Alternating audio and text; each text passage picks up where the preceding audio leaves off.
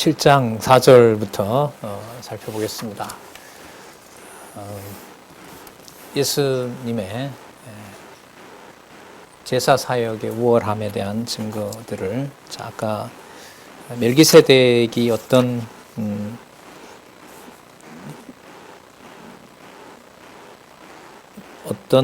뭐라 그래야 될까요? 어떤 사람이라고 하면 안 될 것 같고 뭐라 그래야 될까요? 어떤 분인지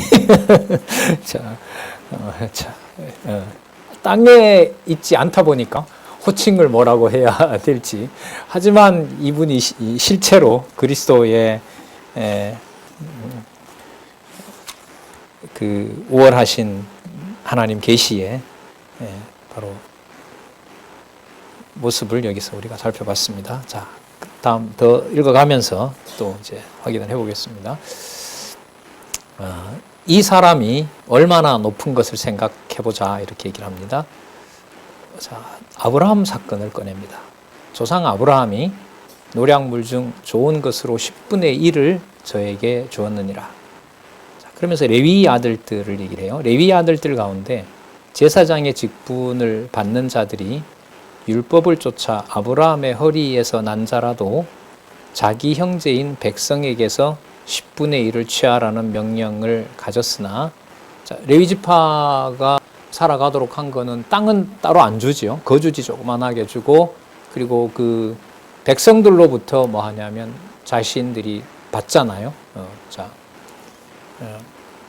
가졌으나 6절에 보시면 레위 족보에 들지 아니한 멜기세덱은 아브라함에게서 10분의 1을 취하고, 그러니까 방식이 다르죠. 이 땅에 있는 레위 지파 제사장들은 자기들이 백성들로부터 받잖아요. 그런데 그들의 조상인 아브라함은 받은 게 아니라 자기가 가진 걸 뭐 했어요? 바쳤잖아요. 멜기세덱에게. 자, 지금 그 관계를 얘기를 해요. 족보에 들지 아니한 멜기세덱은 아브라함에게서 10분의 1을 취해 그 얻은 자를 위하여 복을 빌었나니, 폐일언하고 다 떠나서 간단하게 말하면 낮은 자가 높은 자에게 복빔을 받느니라. 그러니까 아브라함은 낮은 자고 복을 빌어준 멜기세덱은 높은 자다. 그런데 레위 지파는 아브라함의 허리에 있었고 그들은 백성들로부터 받는 자였다. 복비는 아브라함이 바치는 그런 경우하고는 다르다라는 거죠.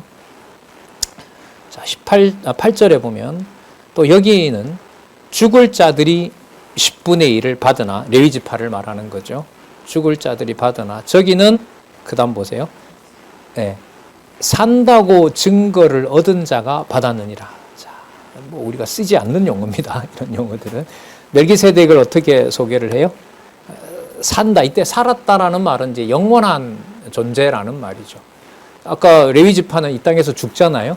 그러면 아까 족보도 없고 어미도 없고 아비도 없고 이런 자이기 때문에 멜기세덱은 뭐 하지 않는 자예요? 죽지 않는 자고, 그런 의미에서 산다, 영원한 생명을 가진 자다라는 사실을, 증거를 얻은 자가 그걸 받았다라고 얘기를 합니다. 또한 10분의 1을 받는 레위도 아브라함으로 말미암아 10분의 1을 바쳤다 할 수가 있다. 왜냐하면 레위는 누구의 후손이니까? 아브라함의 후손이니까. 그러면 여러분, 이렇게 물으면 어떻게 돼요? 레위 지파는 받은 거예요, 바친 거예요? 현실적으로 보면 레위 지파는 뭐 했어요? 받은 거잖아요. 백성들로부터 자기가 받은 거잖아요. 예. 자, 그리고 그러나 아브라함과 엮이면은, 아브라함과 연관을 시키면 누구에게 바친 자가 돼요? 멜기세덱에게 바친 자가 되죠. 그러면 멜기세덱이 아브라함에게 복을 주듯이 멜기세덱은 레위 지파보다가 높은 분이 된다는 거죠. 그걸 이제 앞에서 이제 제사장직이 우월하다라는 것을 아까 설명을 했던 거예요. 아브라함으로 말미암아 10분의 1을 바쳤다 할 수 있나니. 자, 10절을 한번 보면 이는 멜기세덱이 아브라함을 만날 때에 레위는 아직 자기 조상의 허리에 있었음이니라. 그러면 아까 말씀드렸지만은 허리에 있었고 아직 태어나지도 않았지만 이미 그 레위 지파는 아브라함하고 연결이 돼요. 그럼 아브라함하고 연결되는 게 아직 태어나지 않았기 때문에 혈육으로 연결되는 거예요? 혈육으로 연결되는 게 아니에요? 아니죠. 아직 태어나지 않았으니까. 하지만 누구에게다가 맞추면 영원히 살아있는, 여기 산다고 증거를 얻는 복을 빌어준 멜기세덱과 연관을 시키면은 멜기세덱으로부터 뭘 받은 자들이 되는 거죠. 복을 받은 자가 되죠. 그러니까 멜기세덱은 뭘 빌어주는 자가 돼요? 복을 빌어준 자고. 그러면 이 복은 언제부터 있었던 복을 준 사건이 되죠? 창세전에.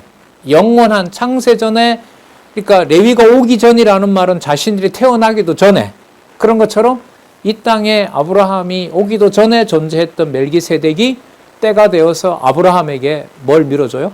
복을 빌어준다는 거죠. 자손, 땅, 통치 언약, 하나님께서 주시고자 했던 그 복을 멜기세덱을 통해서 확정 지어줘요.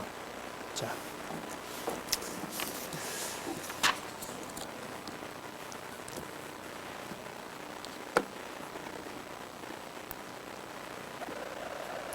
(9148페이지에) 한번 보시면은요. 1148페이지. 밑에서부터 6번째 줄 볼게요. 다시 말하면 멜기세덱이 아브라함을 만나 10분의 1을 받을 때에 레위도 증조부인 조상 아브라함의 혈통 안에 있었기 때문이라는 것이다. 곧 이스라엘 백성의 조상 아브라함이 그 후손을 뭐라 그래? 대표했다고 얘기를 하죠. 대표해서 멜기세덱에게 10분의 1을 뭐 했다? 드렸다. 그러면 누구도 드린 게 돼요? 예, 레위도 드렸다는 논리인 거죠. 여러분 2000년 전에 그리스도가 하나님 보좌 우편에 가실 때 우리는 2000년 전에 없었잖아요.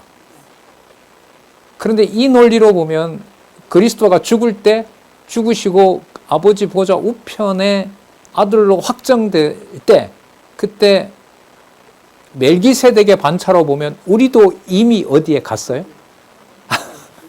하나님 보좌 우편에 간 자들인 거예요. 과거형이 되는 거예요. 이 내용을 어떻게 이해를 해 가야 될까요? 자, 예? 물론이죠. 그 그리스도, 그러니까 신약 사건 전체가, 그러니까 2000년 전에 그리스도가 오셔서 이제 마태복음에서부터 2000년 전에 그리스도가 하셨던 마태, 마가, 누가, 요한 복음에 있었던 그 모든 사건들이 이미 거기에 멜기세덱의 족보에서는 이미 뭐 되어 있는 거예요? 우리가 이미 승천했고 거기에 그리스도와 함께 아버지 보좌 우편에 여러분들과 제가 뭐 한 거다?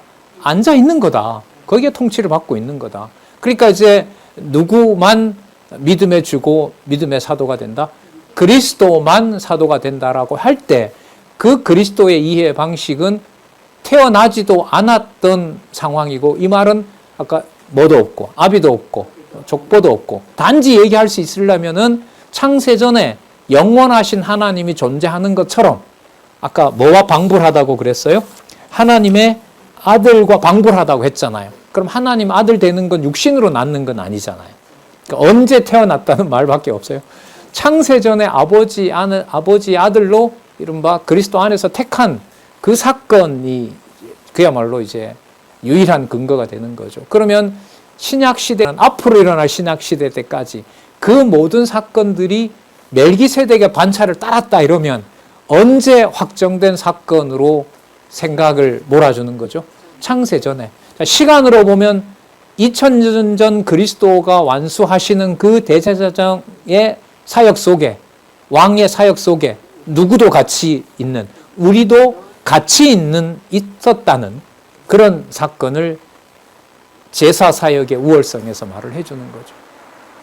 그러니까 여러분 이런 차원의 얘기를 구약의 창세기에서부터 말라기까지를 그냥 순서대로 역사적 순서로 쭉 읽는다고 해서 이해가 될까요? 안 되는 거죠. 이거는 이해가 될 수가 없는 거예요.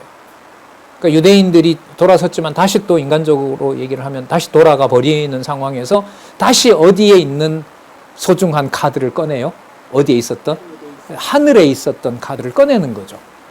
거기서 이제 멜기세덱의 이 얘기를 꺼내는 거죠. 멜기세덱 얘기를 꺼낸다는 말은 아브라함에서부터 시작하는 게 아니고, 그렇다고 아담부터로 시작하는 것도 아니고, 그럼 그 시작을 어디에다가? 창세 전에다가 두는 거죠. 아까 그 영원한 존재로 있는 하나님 아들과 방불한 그 멜기세덱이라는 그 반차를, 그 계열을 하나님께서 준비해 놓고 있다는 거잖아요. 그러면 2000년 전 사건에 우리가 함께 동참했고, 앞으로 시간이 흐른다 하더라도 신약 시대 때 일어날 모든 사건들은 이미 지금 기준으로 2000년 전에 있었던 그리스도 안에서 이 땅에서 이미 다 뭐 된 거죠? 성취된 거죠. 그런데 그 성취된 게 이 땅에서 된 게 아니라 멜기세덱이라는 이름을 또 넣게 되면 언제 있었던 사건이 드러난 것이다?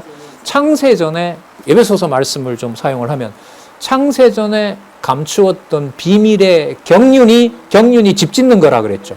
창세전에 아버지 멜기세덱의 반차를 통해서 만들어 놓고 태어나게 했던 그 자녀들과 그 자녀들이 함께 했던 대제사장이신 그리스도가 만들어 놓은 그 성막과 그 영원한 천국이 창조로부터 시작해서 창세기에서부터 말라기까지 전부 뭘 증가한다? 그 차원을 증가한다는 거죠. 신약시대 모든 교회가 그리스도를 통해서 이루어진 그 영원한 사역을 신약교회에서 이 땅에 오신 그리스도를 통해서 본 것처럼 그 본 것의 원천을 또 따져보니까 하나님은 그걸 언제 준비해 놓았다? 아담 전에, 창세 전에 누구를 통해서? 멜기세덱이라는 왕, 그 다음에 제사장, 아버지의 아들과 같은 자, 그야말로 하나님 자신과 같은 바로 그러한 존재 안에 우리를 전부 그 안에 창세전에 이미 확정해 놓았다는 거죠. 그렇다면은 창세기에서부터 계시록까지 나타난 모든 사건들이 지금 우리가 살펴보고 있는 누구 반차라는 이 사건에 연결이 돼요? 멜기세덱의 반차 속에 들어가는 거죠. 그러면 이 내용과 다음에 끝에 나오는 그 요한 계시록에 요한에게 보여준 마지막 그 성전에 들어갔을 때 아무것도 존재하지 않고 어린 양만 존재하는 그것하고 관계가 될 거야, 안 될까요? 되죠. 그건 이제 더 깊이 그야말로 들어가게 되는 거죠.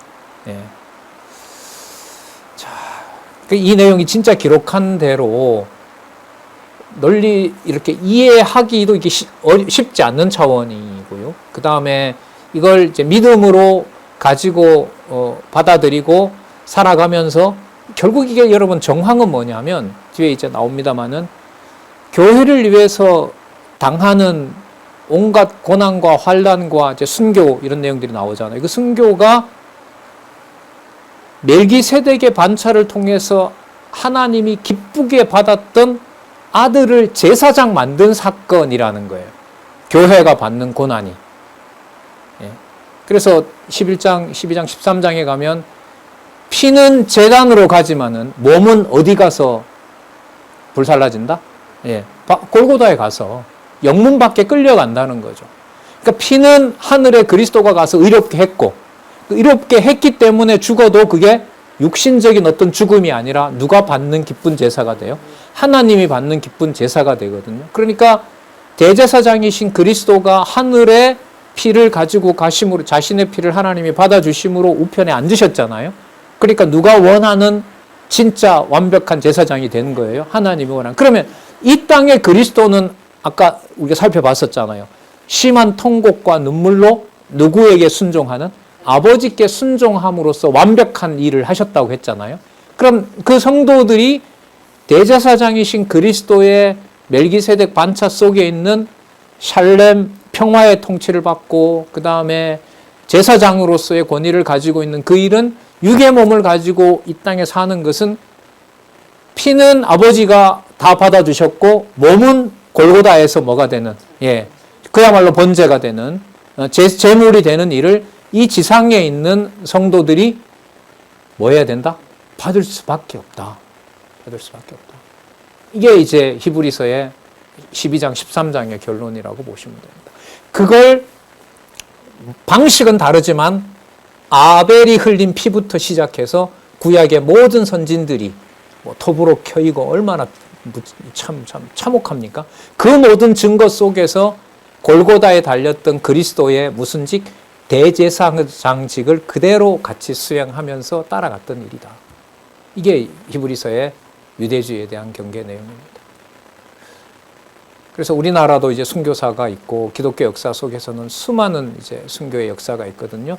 그래서 여러분 이게 종교개혁 시대 때 그 카톨릭이 얼마나 많은 사람들을 죽입니까? 이번에 가서도 또 알게 됐지만, 나중에 기회가 되면 이제 좀 소개도 하고 지금 그렇게 할 예정인데, 그 많은 수십 명, 때로는 수백 명 이렇게 막 죽이거든요. 근데 그때 또 종교개혁 시대 때는 관심이 이제 천국 가느냐 못 가느냐, 카톨릭에 벗어나서 구원받을 수 있느냐, 이게 성도들의 관심이었거든요. 자, 그러다 보니까 이 신학자들이 영원한 대제사장이 모든 구원을 이루었다라는 이 내용에 관심을 가질 수밖에 없었죠. 그러다 보니 당시의 주석 중에서도 히브리서 주석이 굉장히 인기가 좋습니다. 히브리서, 저도 이제 사놓은 책이 있는데 그 히브리서 주석은 한 700페이지로 3권이에요. 히브리서만 썼는데 2000페이지가 넘어요. 그러니까 그게 그 종교개혁 당시로 보면 캐톨릭에 나왔는데 캐톨릭은 계속해서 로만 카톨릭은 너 우리 벗어나면 뭐 한다, 지옥 간다, 계속 이렇게 그걸 1000년 동안이나 교육을 받았으니까 얼마나 두렵겠어요. 그런데 진리의 말씀을 찾지 않을 수가 없는 거죠.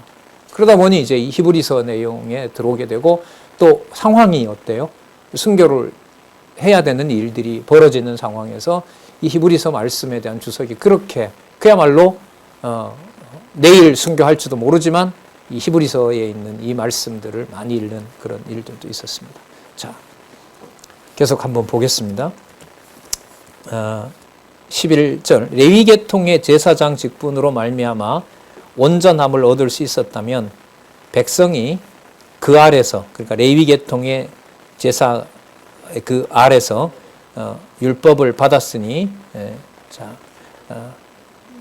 율법을 받아서 그 다음에 온전해졌다면 이런 거겠죠. 어찌하여 아론의 반차를 쫓지 않고 멜기세덱의 반차를 쫓는 별다른 한 제사장을 세울 필요가 있느냐. 그럼 지금 이 속에는 누구도 따랐던 반차인 거예요. 그러니까 아까 아브라함 허리에 레위가 있었으니까 누구도 따랐던, 레위도 따랐던 멜기세덱의 반차를 소개를 하고 있는 거죠. 자, 12절에 보면 제사 직분이 변한즉 율법도 반드시 변하리라. 변혁한다는 말은 변한다 이 말입니다. 그러면 레위 지파가 했던 제사 직분, 그걸 율법을 따라서 하는 거 아니겠어요? 그 율법도 다 변하게 된다는 겁니다. 이것은 한 사람도 제단 일을 받들지 않는 지파에 속한 자를 가리켜 말한 것이라. 자, 이것은, 그러니까 멜기세덱의 반차를 쫓는 별다른 한 제사장은, 거기에 속한 사람들은 한 사람도 어디에 제단 일을 받들지 않는 지파에 속한 자를 가르치는 것이라. 그러면 어디 사건하고 무관해요? 구약에 있는 레위 지파와 전혀 관계없는 뭐가 있어요? 제사장이 존재한다는 거죠. 야, 이걸 이 유대인들이 이걸 어떻게 받아들이겠습니까? 진짜.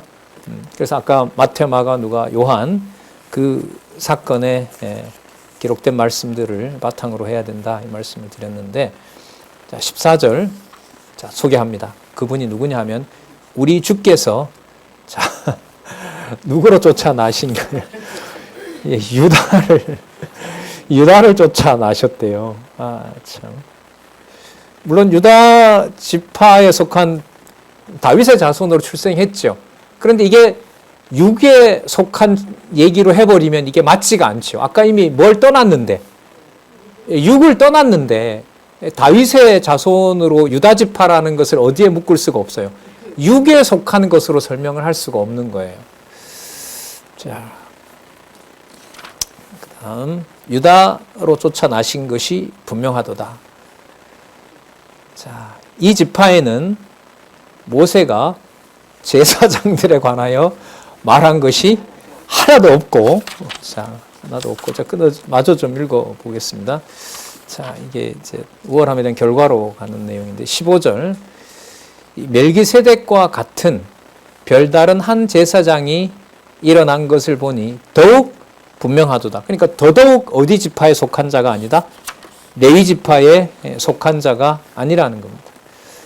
자, 우리 9150페이지에 가서 주석을 좀 보고 오겠습니다.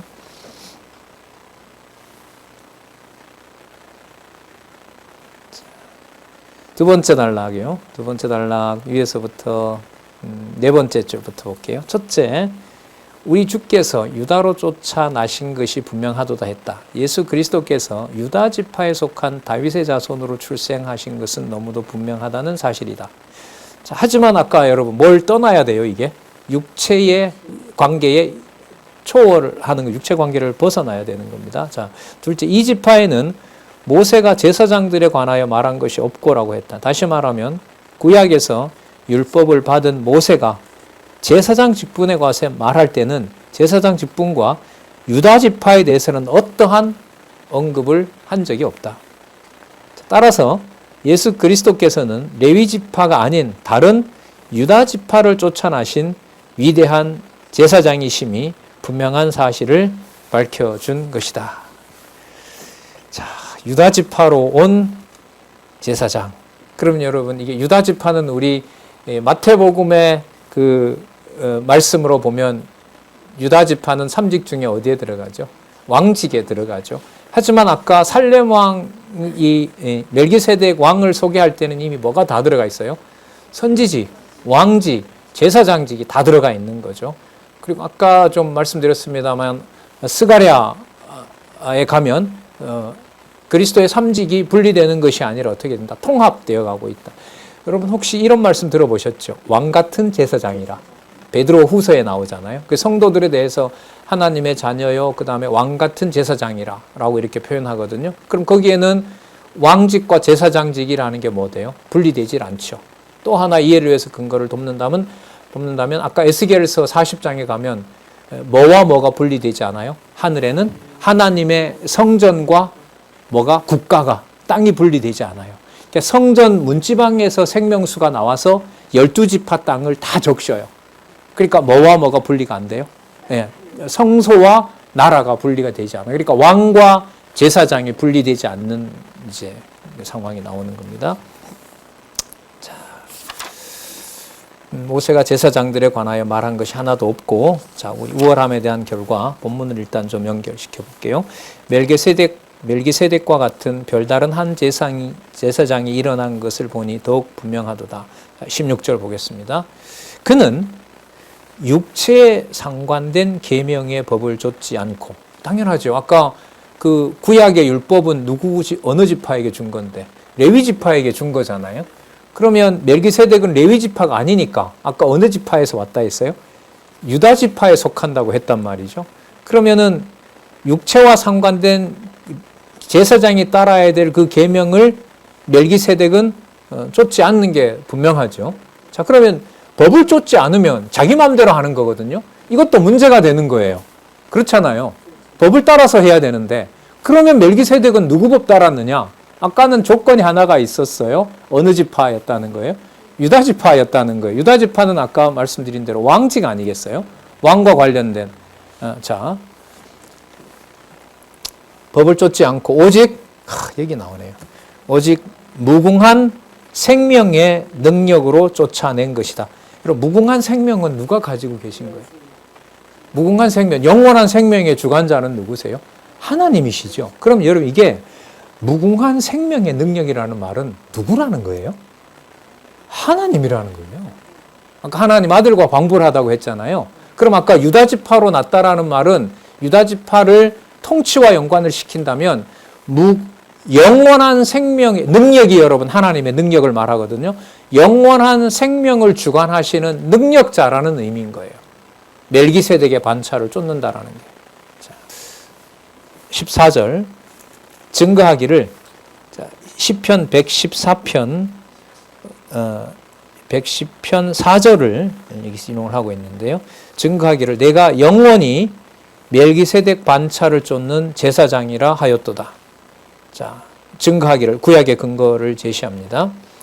18절에 또 보시면 전에 계명이 연약하여 무익함으로 뭐하고 패함으로, 그러니까 레위 지파에게 줬던 그것으로는 하나님이 원하는 제사를 완성할 수가 없어서 지금 이 경우로 보면 계명이 약하기 때문에 그래서 무익해요. 하나님 보실 때. 그래서 뭐 해버렸다? 패해버렸다는 거죠. 그러니까 레위 지파가 드리는 방식으로는 하나님이 기뻐하시는 제사가 될 수가 없다. 그리고 저것으로 영원한 생명을 보장할 수 있는 것이 아니다. 그럼 영원한 생명, 아까 무궁한 생명의 능력이라고 하는 것은 무엇을 없애야만 가능한 거예요? 없애야만 드러나게 돼요? 그렇죠. 그림자와 같은 그 율법을 없애버려야 돼요. 그럼 그걸 없애버린다고 하는 것은 그 법마저 없애버렸기 때문에 그 법은 어디에 있는 법일 수밖에 없어요? 하늘에 속한 법일 수밖에 없어요. 하늘에 속한 법. 자, 19절. 그 답이 또 나옵니다. 율법은 아무것도 뭐예요? 온전케 할 수가 없다는 거죠. 그러니까 유대주의는 뭐냐 하면 율법의 어떤 것도 구약의 무엇인가를 가지고 와서 그걸 내가 뭔가 그리스도 대신에 보충하려고 하면 그게 바로 뭐가 되냐 하면 유대주의가 되는 거죠. 율법은 아무것도 온전케 못할지라. 자, 이에 더 좋은 소망이 생기니 이것으로 우리가 누구에게? 하나님께 가까이 가느니라. 그럼 하나님께 가까이 가는 것은 레위 지파의 그 율법을 따라서는 될 수가 없는 것이고, 자, 나와 있는 개념 다시 보면 오직 아까 무궁한 생명의 능력을 쫓아 이것으로만 가능한 거란 말이죠. 그리고 그 지파는 유대 지파가 아니라 어느 지파? 유다 지파. 자, 여기까지. 예. 자.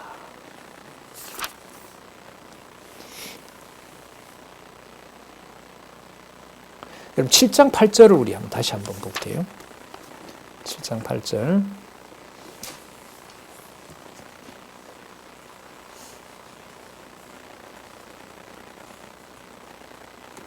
(7장 8절에) 보시면 또 여기는 죽을 자들이 10분의 1을 받으나 저기는 이 멜기세덱 반차 상황을 말합니다. 거기는 뭐라고 그러죠? 산다고 증거를 얻은 자. 이때 산다는 것은 영원한 생명을 말한다고 그랬죠. 자, 영원한 생명이라 그랬고 지금 16절에 오면 이게 또 반복이 되고 있어요. 오직 어떤 생명? 오직 무궁한 생명의 능력. 아까 8절에는 뭐라고 나왔었죠? 산다고 증거. 이때 산다는 게 영원한 생명이죠. 그러면 이렇게 모아볼까요? 영원한 생명. 바로 그 생명의 능력을 쫓아 만들어지는 하나님의 백성이 있어요. 이거는 어떤 내용으로 도저히 만들 수가 없어요. 구약에 있는 율법을 가지고는 어떤 것도 만들 수가 없어요.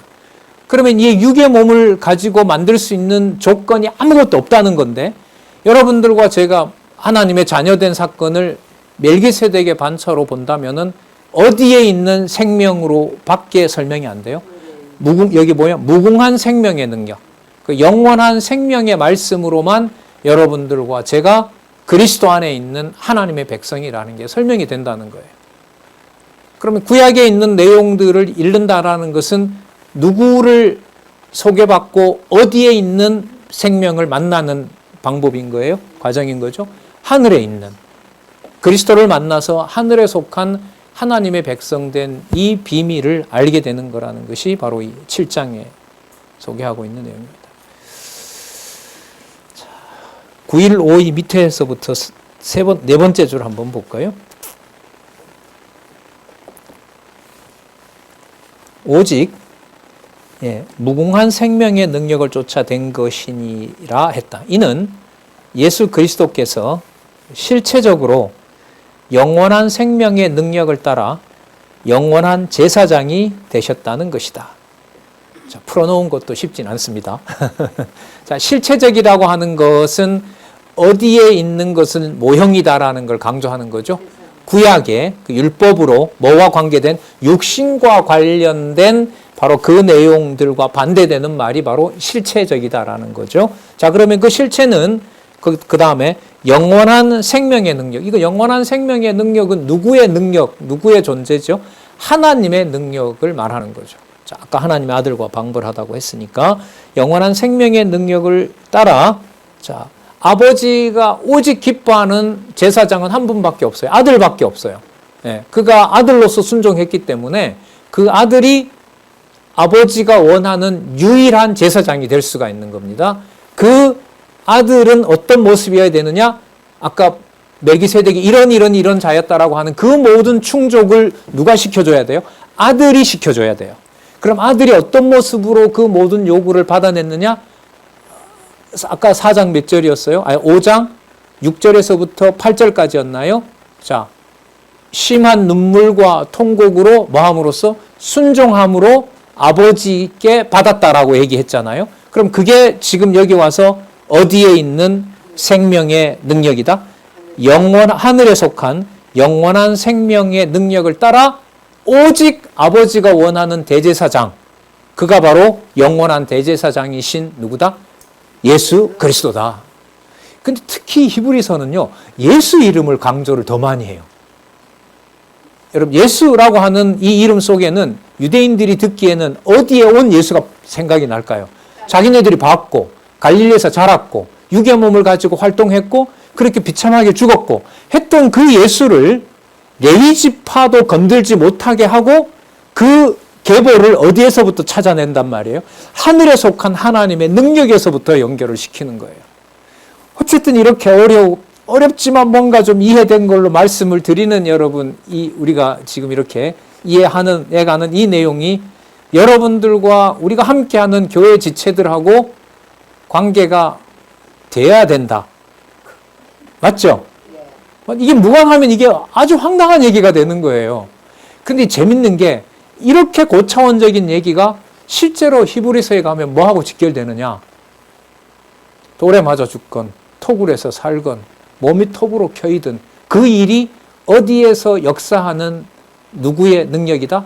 멜기세덱의 반차를 따라 무궁한 생명의 능력으로 역사하시고 그가 죽으셔서 아버지 우편에 앉도록 한 그 능력이 역사하는 현장이 바로 뭐냐 하면 아벨이 돌에 맞아 죽은 현장이고 엄청나게 고난을 당하면서 고문을 당하면서 죽었던 형제가 순교했던 그 자리가 바로 그리스도가 골고다에서 죽은 그 자리다. 그래서 그 자리가 하나님이 창세전에 멜기세덱을 통해서 준비해 놓았던 유일한 믿음의 주인 아들이신 누구이시다? 예수 그리스도다. 이렇게 되는 겁니다. 생명을 눈앞에 탁 직면케 하고 히브리서를 탁 이 부분을 보게 하면 더 실감 있게 들어올까요? 이제 하나밖에 안 남았어요. 예를 들면 자, 목숨은 이제 이 세상의 모든 걸 끝내야 되는 어떤 진짜 위급한 순교의 딱 상황에서 하나님께서 말씀이 기억나게 하신다고 하면 히브리서에 준비되어 있는 그리스도를 온전히 오직 하나님의 능력으로 주관하셨던 또 만들어 놓으셨던 바로 멜기세덱의 반차를 따르는 바로 그 계열, 그리고 육의 몸으로 이 땅에 왔지만 그 육의 몸으로 전적으로 율법이 아닌 하나님의 능력으로 진짜 누가 좋아하는, 아버지가 좋아하는, 아버지가 기뻐하는 아들로서 그리스도의 삶을 우리도 따라가게 하신다라고 깨닫게 하시면 좋을 텐데 너무 무서워서 저 몰라요, 그리스도 안 믿을래요 이래 갈까봐. 제가 그 어떤 명절에 이제 부모님하고 영화를 보다가 그 독립군이 끌려가서 엄청난 고문을 당하잖아요. 그리고 동료들이 그리고 어디에 숨어 있는지 발설을 안 하고 이제 뭐 손가락 뭐 자르고 손톱 빼고 이러는데도 견디는데 그걸 보면서 제가 아버지 저렇게까지 하면 나 성경신학 모른다고 할 것 같은데 제가 이렇게 얘기한 적이 있거든요.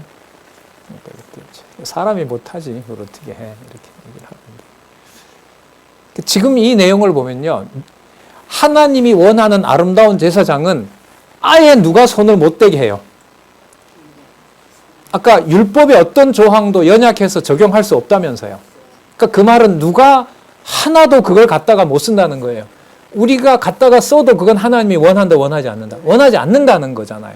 그러면 좀 더 간단하게 말씀드리면 하나님이 원하는 하나님 백성, 하나님이 원하는 제사장, 하나님이 원하는 희생과 봉사라는 건 전적으로 누가 맹세한다로, 누가 맹세한 대로 누가 한다? 여호와가 맹세한 대로 여호와가 한다. 그러면 여러분 그게 자라나는 자녀들이나 함께 수고하는 지체들에게도 어떤 인간적인 행동으로 그걸 평가할 수 있다 없다? 할 수 있다면 어디 계열을 밖에는 근거를 못 찾는다. 하늘에 속한 계열로 온 희생과 봉사다라는 말밖에 할 게 없다. 그러니까 어떤 명령과 제도로 그 사람의 신앙의 양심을 뭐 할 수가 없다? 건들 수가 없다. 강요할 수가 없다. 이 엄청난 그야말로 어떻게 보면 룰이 만들어지는 거죠. 자, 20절. 자, 그 맥락에서 조금은 좀 이해가 되리라고 기대를 하는데요. 7장 20절에서부터 25절. 더 좋은 언약의 보증 결과로 뭘 얻게 되었다? 구원을 얻은 것이다. 그러면 우리가 하나님의 자녀로 이 땅에서 이 죄의 권세에서 구원받았다는 것은 구약에 있는 어떤 내용도 내가 뭐 할 수 없다. 건들 수도 없고 건들어서 될 일도 아니고 어디에 있는 계열을 만나는 사다리일 뿐이다.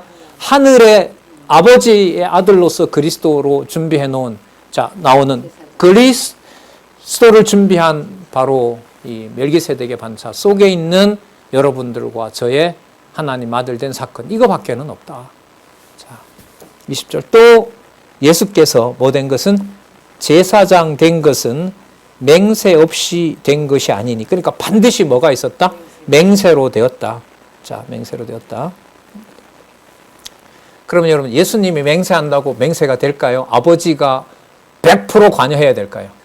관여해야겠죠. 그럼 언제 관여했을까요? 이 땅에 와서 잘하는 거 보고? 아니죠. 언제? 멜기세덱의 반차를 따르는 영원한 생명이 주관했던 그때에. 좀 예를 들면 요한복음 17장에 있는 대로 요한복음 17장은 어디에 아버지와 가졌던 상황을 얘기해요? 창세전입니다. 그러니까 요한복음 17장은 그 전체 내용이 아버지와 아들이 창세전에 영원한 생명 그리고 여기서 말한다면 영원한 제사장으로서 어떤 사건이 일어났는지를 알려주는 내용이 요한복음 17장이거든요. 자, 거기서 그리스도가 주관하지 않잖아요. 그리스도가 단지 아버지께 뭐 할 뿐이에요? 기도할 뿐이죠. 아버지 창세전에 이런 걸 해놓으셨으니까 이거 아버지 어떤 상황이라도 변하면 안 됩니다. 가룟 유다는 버릴 자이기 때문에 가는데 나머지 저들은 창세전에 아버지 안에 내가 있었던 것처럼 저자들도 있었기 때문에 저자들이 베드로를 비롯해서 배신한다 하더라도 뭐 하면 안 된다? 버리면 안 됩니다. 이거 하는 내용이거든요. 그하고 여러분 이 히브리서하고 관계가 있죠. 그래서 그 우리 세 번째 단락 이렇게 공부하는 목요일, 금요일 때 제가 지난 겨울 방학 때 이제 꼭 읽어보셨으면 좋다고 했던 게 지금 히브리서 공부하기 때문에 그런데요. 레위기 꼭 읽어보셔야 됩니다. 그 다음에 히브리서 읽으시기 바랍니다. 그 다음에 요한복음 읽으시기 바랍니다. 그렇게 안내를 해드린 적이 있었어요. 이게 전부 멜기세덱의 반차를 따르는 바로 하나님이 자신에게 아들에 대해서 맹세해 줬던 그러니까 내가 오늘 너를 낳았다라고 할 때 그게 하나님이 어느 날 갑자기 난 게 아닌 거죠. 누구와의 맹세가 있고 난 다음에 하나님이 자기와의 맹세가 있고 난 다음에 만물을 아들에게 맡기고자 할 때 그 맹세를 아버지가 하셨고 맹세하신 대로 누구에게? 아들을 낳게 해서 그 아들에게 준 거죠. 네. 여러분 이 사건이 현재 우리들 삶에서 이 내용을 모른다면 그냥 막연한 사건이 됩니다. 하지만 지체와 우리 혈육의 관계를 통해서 그리스도의 통치를 보게 된다면 이거는 너무너무 육의 관계를 맺게 해준 사건만 하더라도 어디에 속한 사건으로 연결을 해요? 하늘에 속한 사건으로 연결을 하는 겁니다. 자, 20절. 또 예수께서 제사장 된 것은 맹세 없이 된 것이 아니니 저희는 맹세 없이 제사장이 되었으되 오직 예수는, 여기 나옵니다.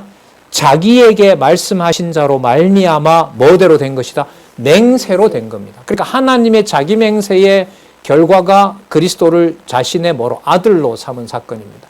그럼 레위지파는 그냥 혈통으로만 레위지파로 나면, 아론의 아들로 나면 뭐가 돼요?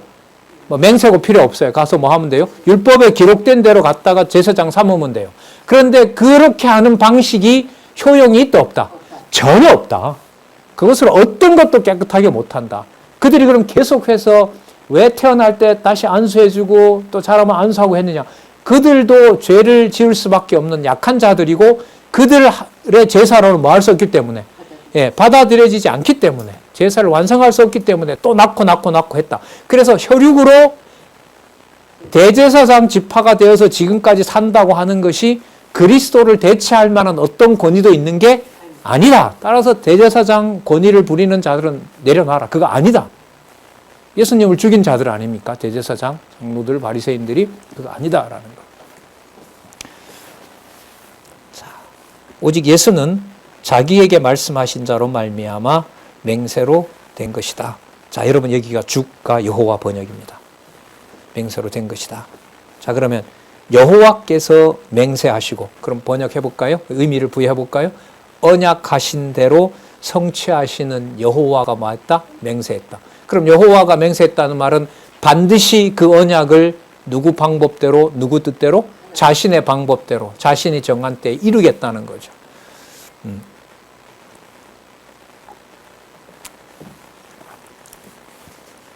주께서 맹세하시고, 자, 뉘우치지 아니하시리니, 여호와께서 언약대로 이루시는데 당신이 맹세한 것을 당신이 돌이킬 리가 없죠. 그래서 이 번역, 뉘우치지 않는다는 말은 후회 없으실 것이니 이렇게 번역합니다. 후회하지 않으시니 이렇게 얘기하면 됩니다. 후회하지 않기 때문에, 자, 그 다음 인용이에요. 시편 110편 4절. 내가, 그리스도를 보고 하시는 거예요. 내가 뭐라 하셨도다? 영원히 제사장이라고 하셨도다. 이 짧은 110편 4절을 탁 설명을 하면서 누구의 맹세로 된 결과다? 하나님의 맹세로 된 것이다.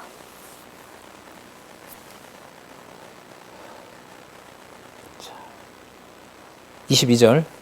하나님의 영원한 맹세로 하나님이 준비해 놓은 영원한 제사장. 자, 아까 유다 계열로, 통치자 계열로, 살렘 왕으로, 의의 왕으로 준비해 놓은 바로 그 메시아, 그 예수는 하나님의 맹세로 된 자들이다. 하나님의 맹세로. 자, 이와 같이 예수는, 자, 그럼 이때 예수는 앞에 있는 내용을 가지고 설명을 하면 영원한 제사장이신 예수는 이렇게 됩니다. 누구의 맹세로 된 예수는? 여호와의 맹세로 된 예수는. 자, 여호와 언약대로 이루시는 여호와이시므로 언약대로 그 맹세를 반드시 이루신 결과로 제사장 되신 예수는, 자, 그 다음 더 좋은 언약의 보증이 되셨느니라. 그러니까 그 레위 지파가 할 수 없는 그것을 그리스도가 오셔서 그 새로운 언약의 바로 보증이 되셨다는 겁니다. 그러니까 본인이 제물 되시고 당신이 제사장 되심으로 해서 하나님이 원하는 제사를 완벽하게 이루어 준 분이다. 자, 23절. 자, 구약을 한번 보자. 구약을 한번 보면 저희 제사장 된 자의 수요가 많았는데 그것은 그들이 영원한 제사장이 아니라 죽음을 인하여 뭐 하지 않기 때문에, 항상 있지 않기 때문에 또 하고 또 하고 또 하고 그렇게 연결이 된 거다. 그러면 여러분 여기에서 이제 영원한 제사장이 되려면 뭐 하지 않아야 돼요? 죽지 않아야 되죠. 그럼 죽지 않는 계열을 만들려면 이 땅에 있는 것으로는 안 되죠. 그러니까 아까 멜기세덱의 반차를 하나님이 언제? 창세전에 준비해 놓아서 뭐도 없고 뭐도 없게 하는 거죠. 아비도 없고 어미도 없는 바로 하나님의 제사장을 하나님이 준비해 놓은 거다.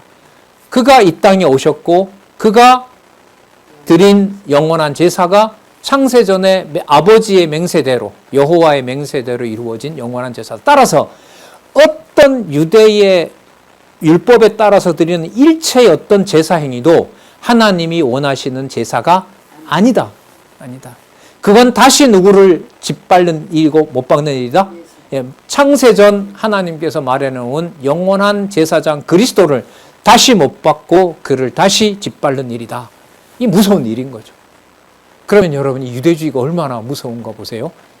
기록한 말씀에 따라서 그리스도에게 모든 것을 던지지 않고 일부라도 내가 해간다고 했을 때 그것은 누구의 제사를 무효화시키는 거죠? 그리스도의 영원한 제사를 무효시키는 겁니다. 그럼 그 자가 어떤 자라 하더라도 가룟 유다와 같이 팔자라 하더라도 그런 자가 하나님의 말씀을 듣고 돌아올 백성 같으면 그 행위가 어떻다 하더라도 그 행위 이전에 누가 영원한 제사장이 되셔서 자녀 삼아준 자일 수 있다? 예, 그리스도가 자녀 삼아준 자일 수가 있다. 이게 이제 서신 바울이 기록하도록 한 그 서신 후반부에 나타나는 교회 생활에 아주 중요한 요건이 있죠. 인내와 온유. 인내와 온유. 이게 계속해서 성령의 열매로 나오죠. 사실. 자, 그 다음 보겠습니다. 24절. 여기 보세요. 이거 여러분 어떻게 받아들이시나 모르겠다. 예수는 뭐함으로? 영원하신 예수님 이런 기도하면 아마 이단이라고 할 거야. 그죠? 근데 지금 이 개념으로 보면 예수님에 대해서 어떻게 이렇게 말할 수 있어요? 영원하신 예수 이렇게 되는 거죠. 여러분 이 예수 또 예수라는 이름 나오잖아요. 유대인들에게 예수 이러면 뭐예요? 자기네들이 봤던 예수. 이 땅에 육의 몸을 입고 왔던 예수. 그 다음에 모세와 아론에 비하면 그 권위가 별로 없어 보였던 예수. 그리고 함부로 자기가 하나님 아들이라고 했던 예수. 그러다가 끌려가서 처참하게 빌라도의 손에서 죽었던 예수. 그게 예수로서는 전부인 거예요. 그런데 그 본 예수를 어디에다가 데려다 놓고 누가 준비한 제사장이라고. 하나님이 자기 맹세로 창세전에 만들어 놨고 너네들이 얼마나 그야말로 죽이고 학대한다 하더라도 여전히 누가 기뻐하는 제사장이다? 내가 기뻐하는 제사장이다라는 이 말이 제가 볼 때 24절에 있는 예수는 영원히 계신다. 영원한 존재 예수, 영존하시는 예수 이 개념으로 모아집니다. 예수는 영원히 계심으로 그 제사 직분도 갈리지 않는다. 그럼 여러분 여기 영원 제사 직분이 갈리지 않는다라고 했는데요. 자, 어디를 보시냐면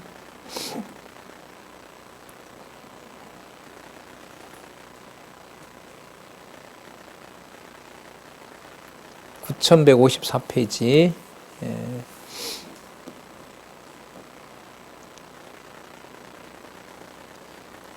두 번째 단락.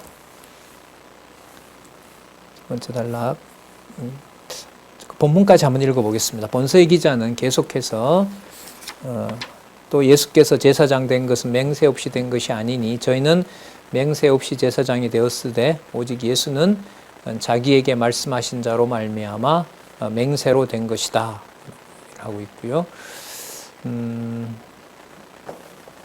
9155페이지에 오셔서요.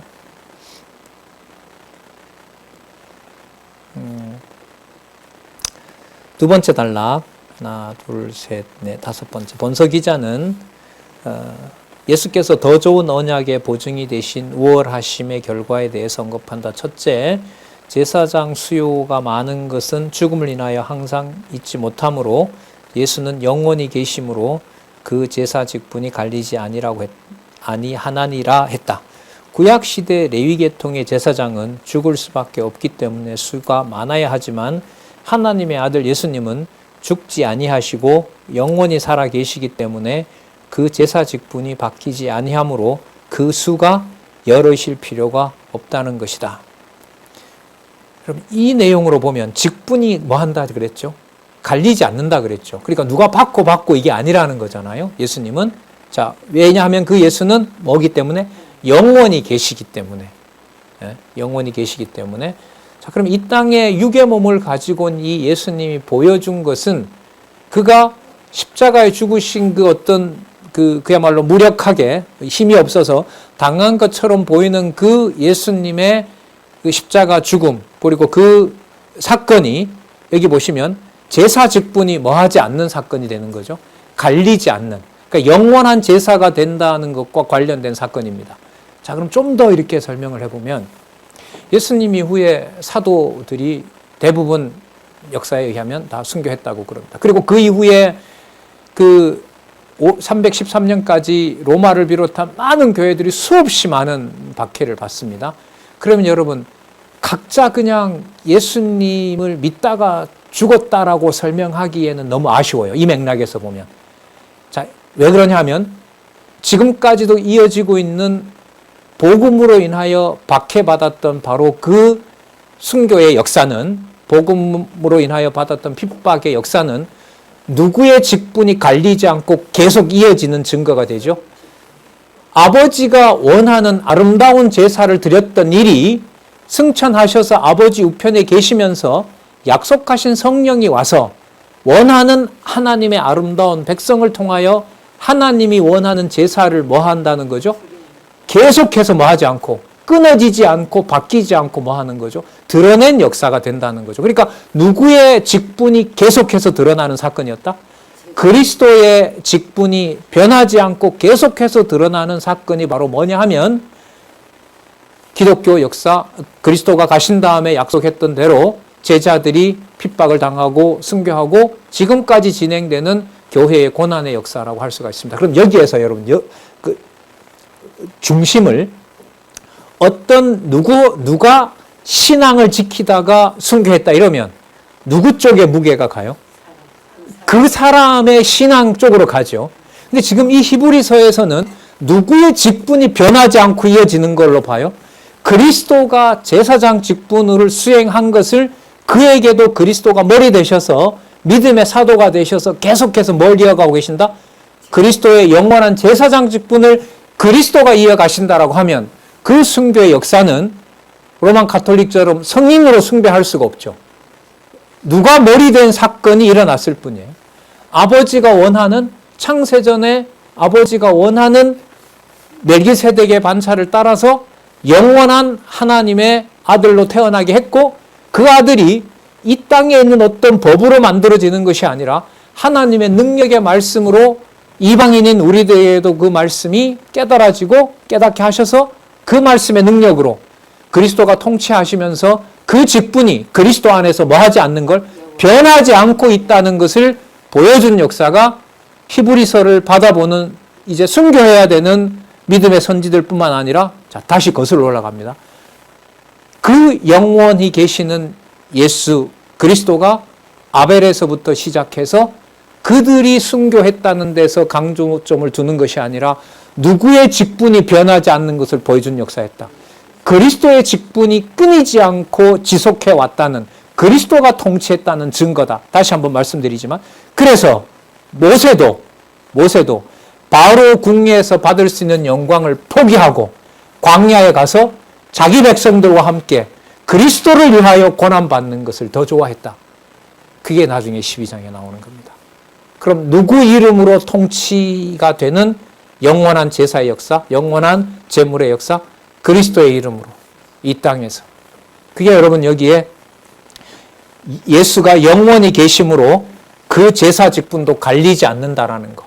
자, 그러면 예수가 영원히 계신다라는 말은 구약시대 때나 2000년 전이나 지금이나 앞으로 아버지가 원하는 어떤 조건 없이 만들어 놓은 멜기세덱 반차를 통해서 확정해 놓은 하나님 아들로서 하나님이 완벽하게 기뻐하시는 제사장이 되시는 그 사역이 진리의 말씀을 통해서 이렇게 히브리서를 통해서 드러내시는 사건을 깨닫고 그리스도의 몸된 교회를 사랑하는 모든 이방과 유대의 성도들이 끊임없이 진리의 말씀을 사랑하고 진리를 지키고 고난받고 환난당하고 순교하는 역사가 누구의 직분의 영원함이 드러난 사건이다?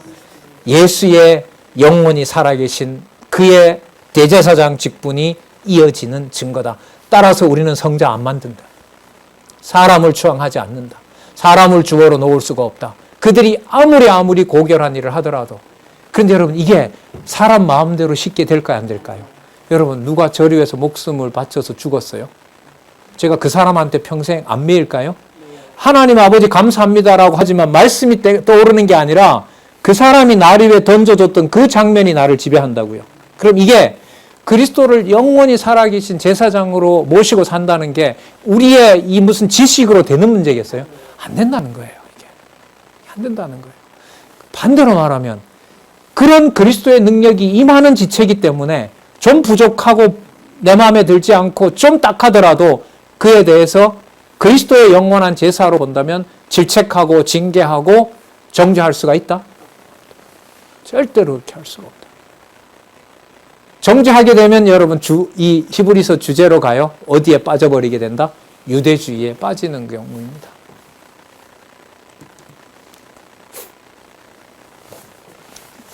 또 참고로 예수는 영원히 계심으로라고 했을 때 이 예수님은 마태, 마가, 누가, 요한에 기록된 그 내용을 바탕으로 이해되어야 된다. 반드시. 맞습니까? 예. 자, 삼직, 누구의 아들? 하나님의 아들. 누구의 사역? 아들로서 하늘에 있는 사역. 그분의 본질은 누구이신? 하나님이신. 오히려 요한복음 내용이 오늘 많이 바탕이 되죠. 태초부터 계셨고 하나님과 함께 계셨고 하나님과 같은 분이다.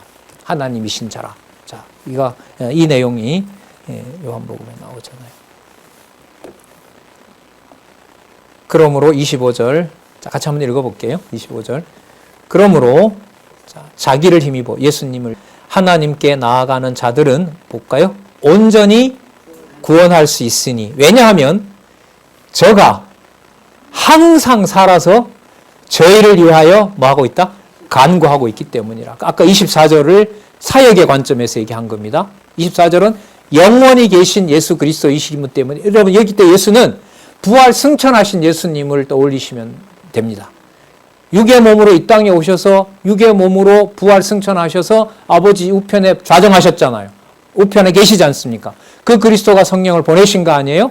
바로 그 그리스도가 마지막 25절 끝에 이는 그가 모아서 항상 살아계셔서, 아까 영원한 존재로서 영원한 제사장으로서 계속 살아계셔서 우리를 위하여 뭐하고 계시기 때문이다? 대속사역을 하고 계시기 때문에 그렇다.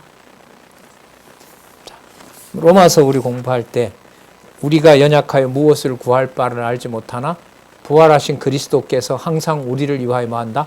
간구하신다.